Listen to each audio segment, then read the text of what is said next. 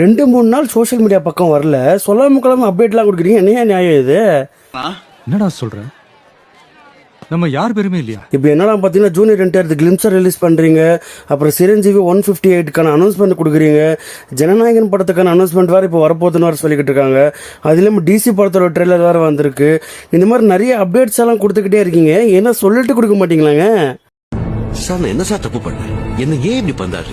சரி, okay, junior என்டிஆரோட கிளிம்ஸை பற்றி நம்ம பேசுவோம். இப்போ கிளிம்ஸ்னா எவ்வளோ நேரம் அங்கே இருக்கணும்? அப்ராக்சிமேட்லி ஒரு 2 நிமிஷம் இருந்தாலும் பரவாயில்லங்க. இது என்னங்க 4.5 நிமிஷம் வரைக்கும் கிளிம்ஸை கொடுத்து வச்சிருக்கீங்க. அதுவும் இல்லாமல் இந்த கிளிம்ஸை பார்க்குற மாதிரியா இருக்கு. இந்த சலார் 2, அதுக்கப்புறம் KGF 3 அது எடுத்தால் எப்படி இருக்குமோ அந்த மாதிரி தான் எடுத்து வச்சிருக்காரு. ஒரு சேஞ்சும் இல்லை. அதே டெய்லர் அதே வாடகைன்ற மாதிரி தான் நம்ம பிரசாந்த் எடுத்து வச்சிருக்காரு.